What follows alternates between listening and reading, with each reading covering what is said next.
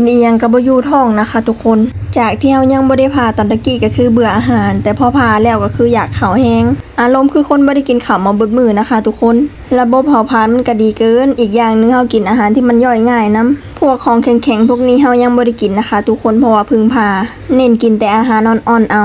มื้อนี้ก็อยู่ผู้เดียวนะคะทุกคนออร์เกตก็คือไปอยู่กับย่าที่จริงเฮาก็เบิ่งได้แต่ว่าเสียอย่างหนึ่งก็คือเฮาอุ้มออร์เกตบ่ได้เมื่อวานนี้เฮาก็เบิ่งออร์เกตเองแต่ว่ามันยากเนาะเพราะว่าออร์เกตบางเทื่องอแงอยากให้อุ้มแบบนี้แล้วมันก็สิบ่มีคนอุ้มเนาะเพราะว่าเฮาเบิ่งผู้เดียวพอออร์เกตก็คือสิไปเฮ็ดงานเมนูกับข้าวของเฮามื้อนี้ก็สิเป็นผัดวุ้นเส้นนะคะทุกคนมีอีหยังเฮาก็เอามารวมกันให้เบิดเลยตอนแรกก็นึกบ่ออกได้ว่าเซตเมนูอีหยังคิดออกแต่สุกี้อย่างเดียวแต่พอไปเห็นวุ้นเส้นก็เลยนึกออกเฮ็ดผัดวุ้นเส้นดีกว่าเวลาเฮ็ดกับข้าวเดี๋ยวนี้เฮาสิฟ้าวเฮ็ดนะคะทุกคนเพราะว่ามันปวดหลังปวดคักปวดแน่ปวดคือหลังสิขาดนี่นะคะทุกคนแล้วอีกอย่างนึงช่วงนี้ก็ท้องอืดเรื่อยคักนี่แหละเนาะหากระพาตัดใหม่ๆอีหยังก็ยังบ่เข้าทีตอนแรกว่าสิถาพอออร์เกตมาจังกินข้าวแต่ท้องเฮานั่นก็คือบ่ไหวแหละมันอยากข้าวแห้งทั้งที่เบิดมื้อเวลาเฮาย่างเฮาก็สิย่างไปหาตู้เย็นไปหาเบิ่งอีหยังกินมันก็สิมีผลไม้ติดมือออกมากินตลอดนะคะทุกคนแต่ว่าก็ยังอยากข้าวคือเก่า